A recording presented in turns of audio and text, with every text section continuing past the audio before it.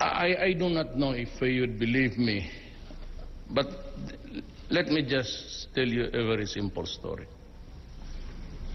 Yung lahat-lahat dito ng dynamic sa Mindanao, every kind of proposal noon pa, hatiin or magbuwagin, and autonomous dito, autonomous doon. This has all been a product of decades na. So about mga 40 since college ulo pa kami ni Davos Mamao. And all these years, lahat dito nagsasuffer. We are suffering because there seems to be no cohesive action on the part of the Moro people and the central government. Ilang meetings na, several attempts from yung SPCPD until, but instead of uniting, it was more of a divisive measures, one against the other Moro tribe or groupings. Hindi ko malaman kung saan talaga ako papunta. But I think the only acceptable arrangement as of today, this moment of our generation, and of the lives of the Moro people is federalism. Other than that, bakbakan to. And what started during the Spanish era, to the Americans who brutalized us, and a series of government until now, there has always been just the empty promise of to the Moro people of a comfortable life even. Huwag na yung naglalangoy sa kayamanan. Just a simple life na yung anong kanya, anong yung lupa niya, magiging kanya, at ano yung pawis niya, maibigay niya sa pamilya. Amo sa totoo lang, ang pinaka-structure na acceptable aside from the extremists is really federal setup.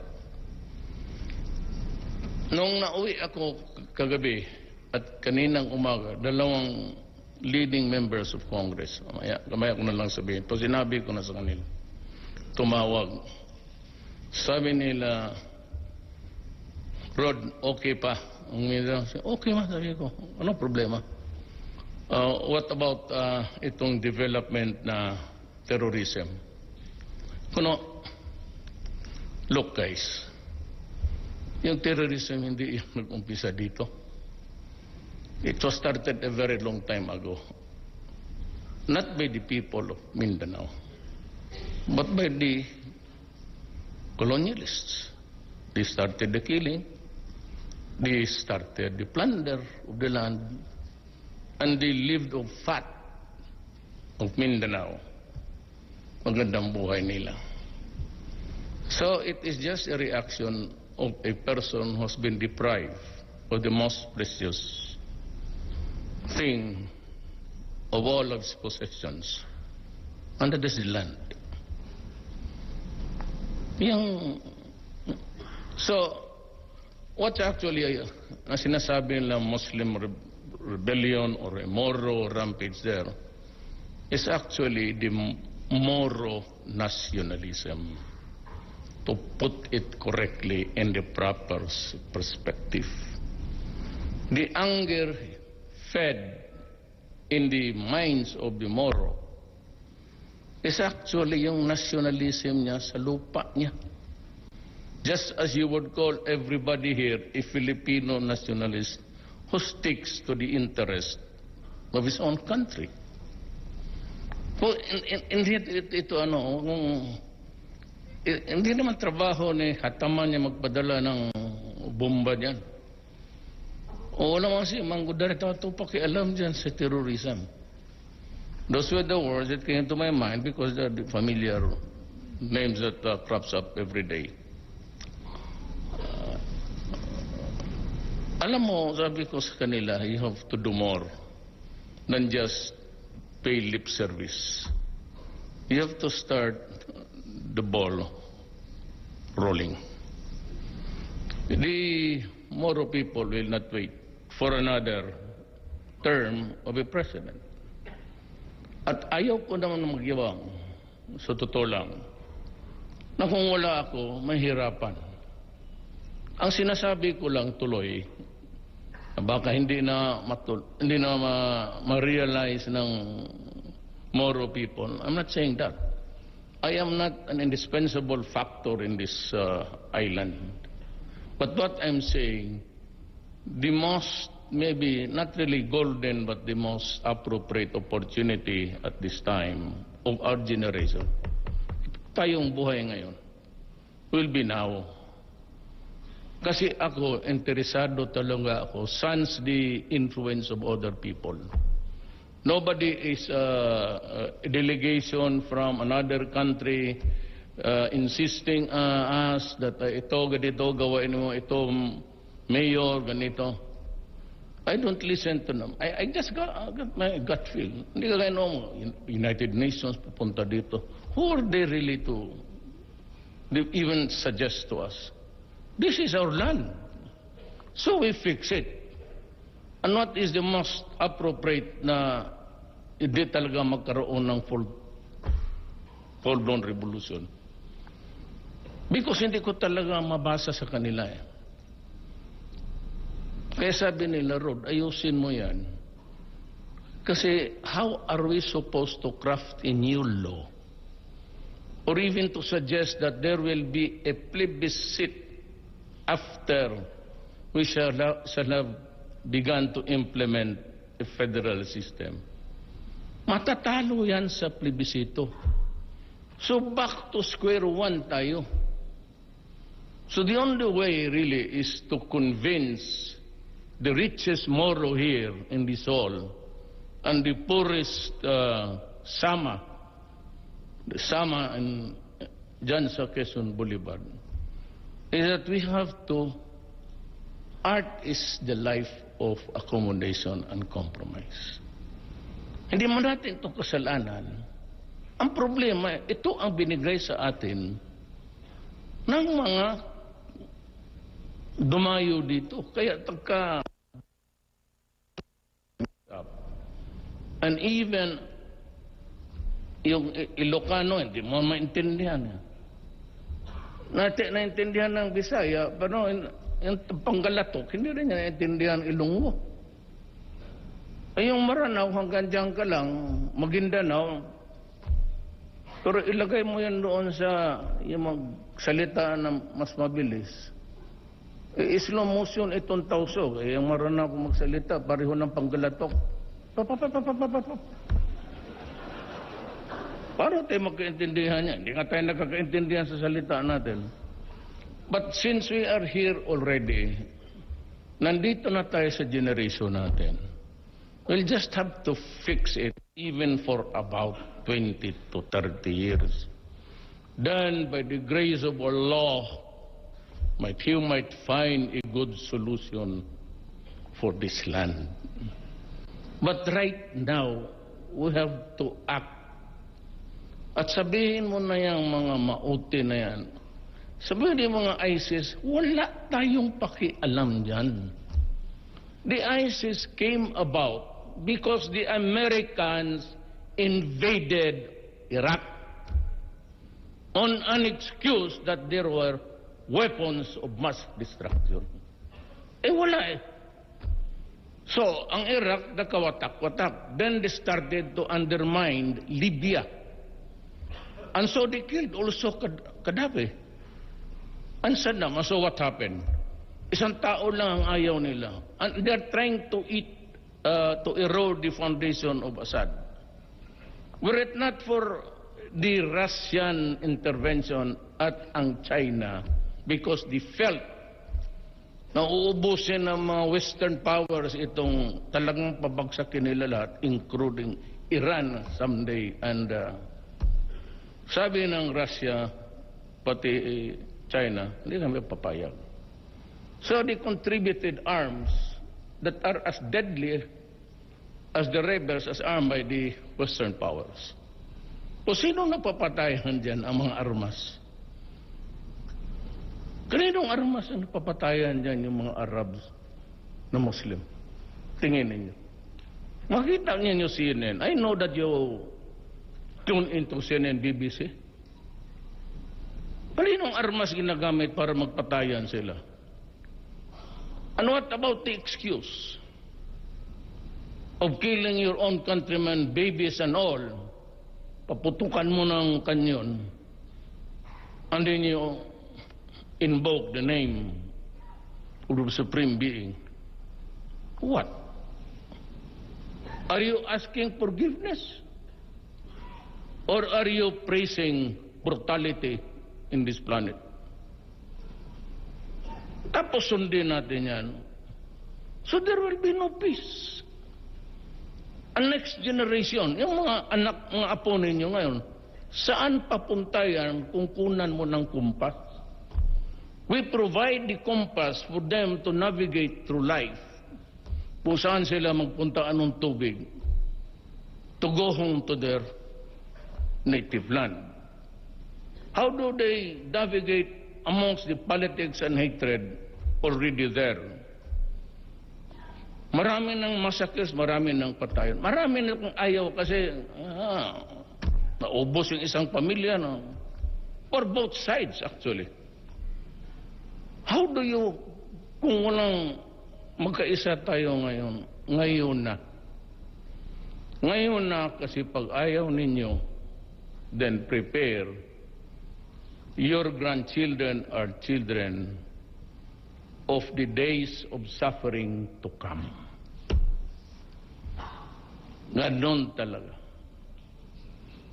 Ayaw ko nang do not look even beyond to search. Manood ka kung ano nangyayari si Aleppo pati Mosul. The last nakita ko kanina was 37 mostly. Bata pati mga babae. Ano kasalanan ng isang Sunni? Ano kasalanan ng isang Shiite? We all believe in God. But why do we have to suffer? There is a great divide there between the Sunni and the Shiite. Dito wala. It's just a matter of category. Anong klaseng Muslim ka? In the same manner, ang mga Kristiyano, ano ka ba? Protestante. But that's about all. It's not a reason to be killing a race. Mauubos na ang mga gago doon. Anak ng...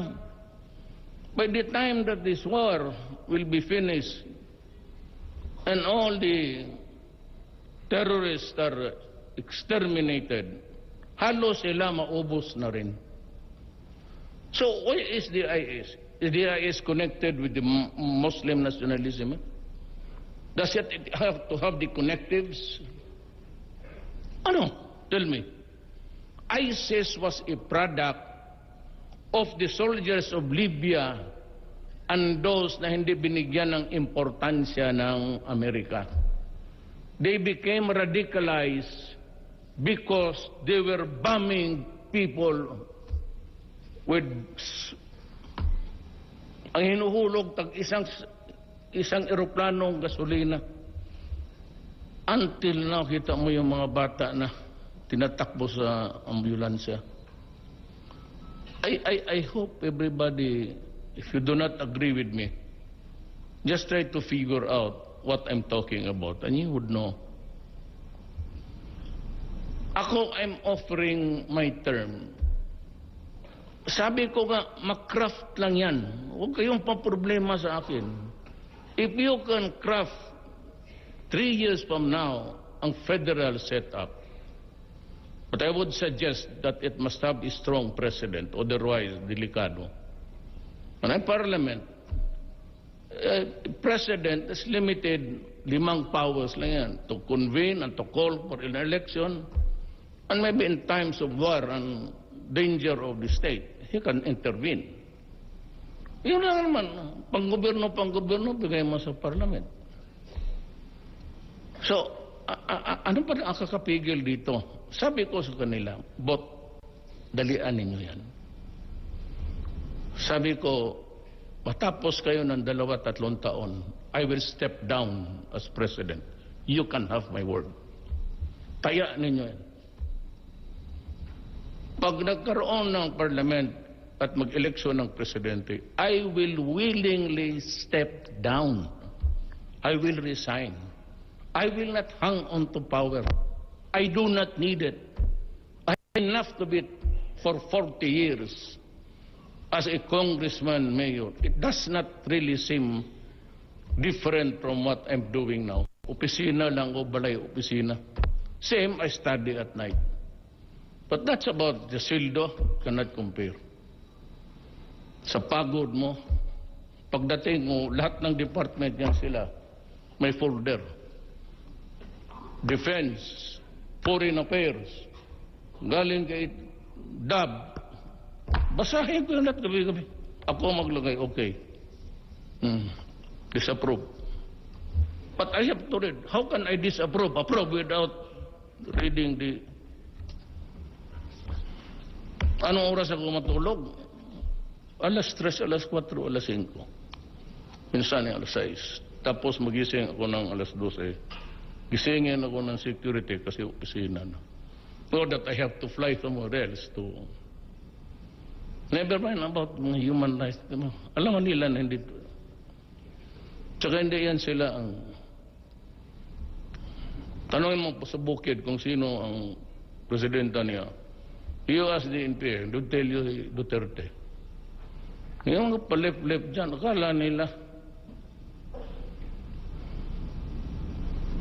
Kasi ako lang rin ang pag-asa nila.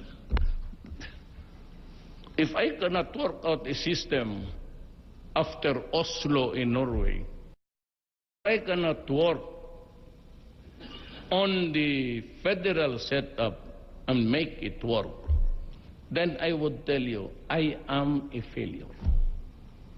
And I would consider my being a president. Wala ka nang ibang makita. Wala akong minahan dyan sa saan ba maraming mining. Wag na, kasi magtingin na naman tayo. Wala akong baski isang halwan dyan sa Ligwasan Mart. Wala. Lupa ako ka. What I really want is just my country at peace, lahat mabubuhay, lahat ng magmasib ng land reform bago ang federal system, for the individual Maguindanao or Maranao to have his land. I'm willing to, yung unang ibigay ng Japanese Day ngayon, I have to hurry up because there are cocktails going on. Ako yung guest nila. Birthday ni Emperor. So I have to run there at the opposite side. Yung aid nila, unahin ko talaga. Ako mismo magpunta. Doon sa Maote, 5 kambing, humidto ka na. Mamatay ka. Tensyon, ilan? 50 lang kayo, tapos maglaban kayo ng armed forces. Kalukuhan. Pumunta ka na lang doon sa Middle East. Pamili ka ng anong aeroplano, Emirates. Okay, bigyan kita ticket. Hindi doon. Di wala, ano bang gawin mo dito? Disturbuhin mo isang community? Then what? After that? How about yung namatay? They are into believing something which is not really true. Kasi yung kausa nila hindi nga atin eh. Wala naman I do not allow oppression in this country. And I will never do it. Kung sabi nila, martial law. Mag-martial ako dito. Patayin ko lahat yung maote, pati yung mga religious extremists. Then,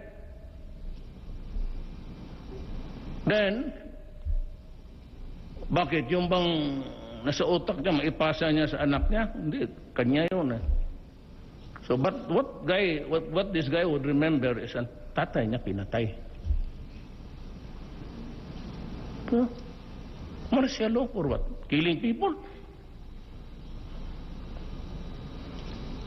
I would rather empower every mayor. Wag lang ninyo gamitin sa iba because there's mga sundalo to.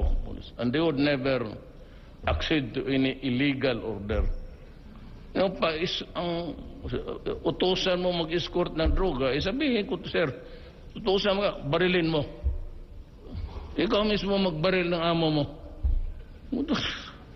Ba't kung sabihin mo, punta ka doon sa brigade, and you tell your story, why your community is not safe anymore, then I will give you the blanket authority. Go ahead. What is your order? Pero kung manggaling pa sa akin, mag-martial law, kalukuhan niya. Nag-martial law mo tayo, no? Ano nangyari? Gumaling ba ang buhay natin hanggang ngayon? Wala. Kaya itong mga taga Maynila, akala nila siguro, yung hinihintay nila ngayon, na magagalit ako, na martial law dito, martial law doon. Barilan dito, barilan doon. Pag alis ko, dumami ang patay lalo. So you build a nation over the dead bones of the Moro and the Christians. Wala namang kasalanan to. Tatay ko pumunta dito. Hindi man niya alam yung istorya na yan. Abogado yan. So, I am appealing really for you to, maski yung mga leader, ali kayo, dali. Ito yung target nila, atin. Ito yung gusto natin. Ito yan ang gusto rin ni Duterte. Sundan lang natin siya. Wala naman itong inutos na saktan mo ang kapwa-tao mo o nakawan mo yung ibang tao. Ito naman papunta para naman sa kaling pagdating effective for perfect setting. Maybe I'll just campaign for it. For its approval among the Visayan. Acceptable because of the... Hindi ka naman talaga ako pure Cebuano. Then I will campaign for it. And after, if this passes, pagkaroon ng election, I'll be the first to. Hindi ako tatakbo. Mamili na kayo ng Maranao. Ayaw, si Brad ko gusto, ng presidente. Bahala kayo dyan. Ako, mag-retire na ako. Kasi I have done my share of nation building. Ito na lang inaalalayan ko. Just to avoid extremism because it is not our idea. Kung nanggaling dito yan, the cause originated from here and it is original to us, I will be the first to call upon the Moro people to a total rebellion. Huwag tayong pumawag ng ganito. Sige. Whatever may... How long it may take, whatever are the costs. Kasi hindi ito talaga para sa atin. Ako, I'm ready to open up again. Hulo. I'll convince the BIR Congress to open Hulo for the resumption of trade.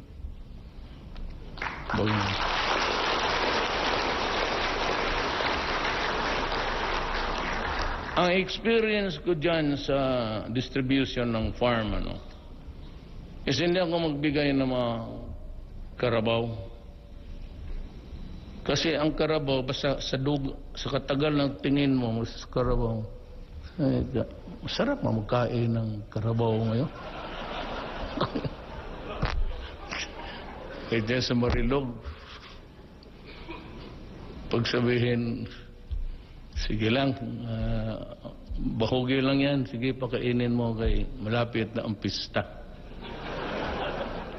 Bigyan ko lahat dito, traktor.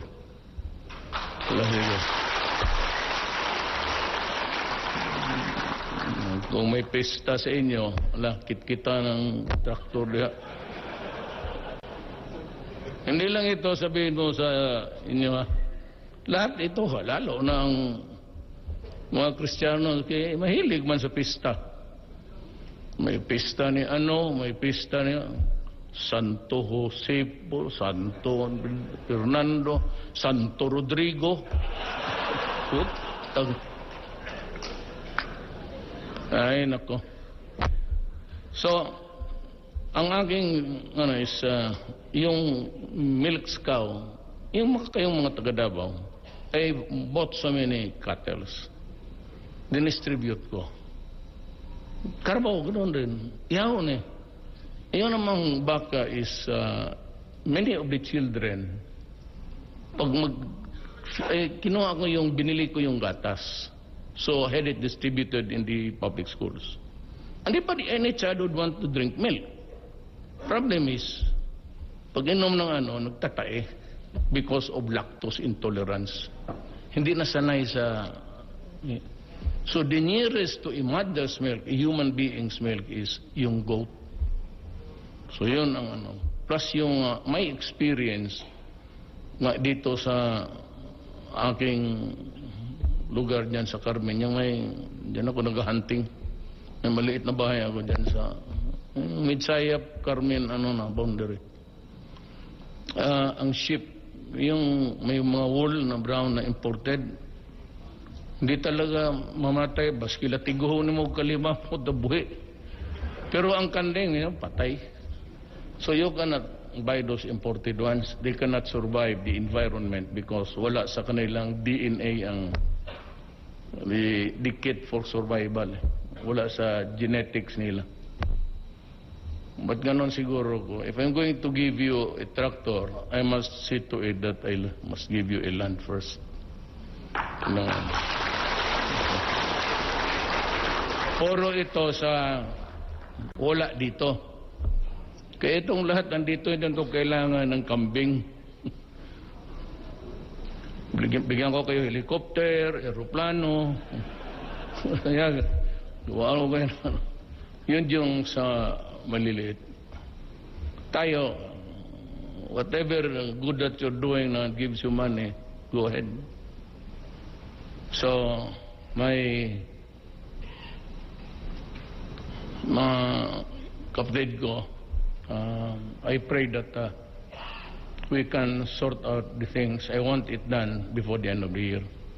Sabi ko kay Bebot, but huwag mo itong patagalin kasi pag namatay ako dito, mahirap ang kausapin yan. Even the trust.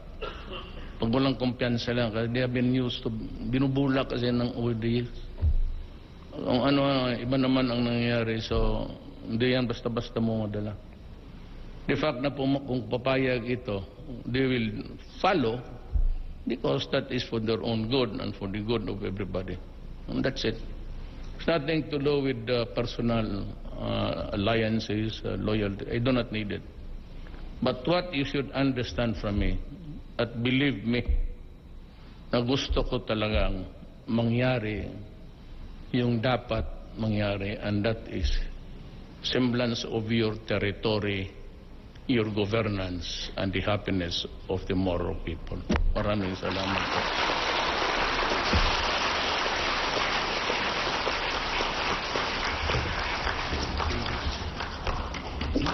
Thank you very much, Mr. President. What about itong development na terrorism? Look guys, Yung terrorism hindi yan nag-umpisa dito. It was started a very long time ago. Not by the people of Mindanao, but by the colonialists. They started the killing. They started the plunder of the land. And they lived off fat of Mindanao. Magandang buhay nila. So it is just a reaction of a person who has been deprived of the most precious thing of all of his possessions, and that is the land.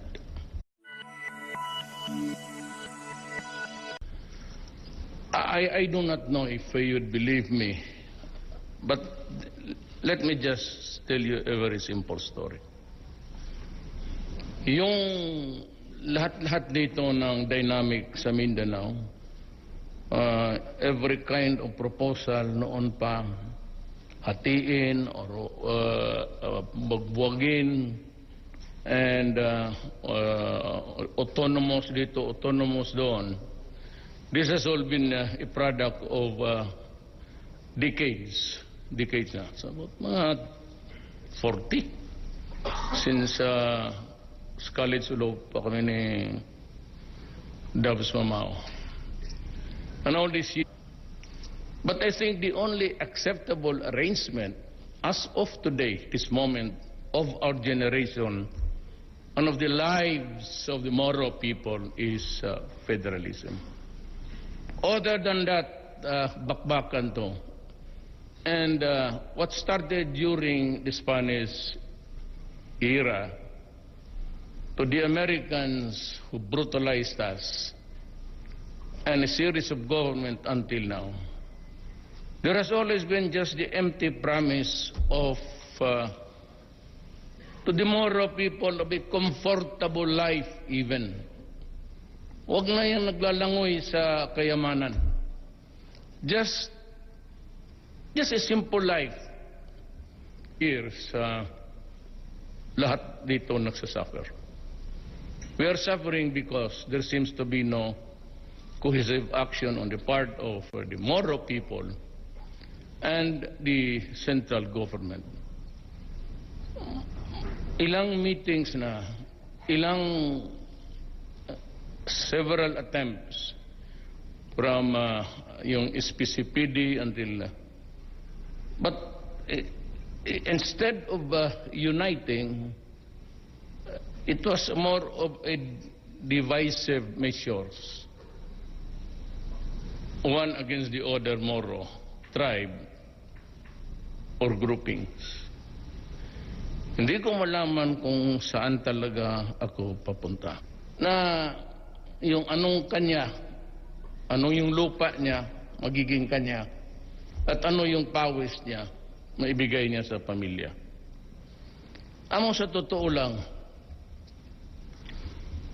ang pinaka-structure na acceptable aside from the extremists is really federal setup.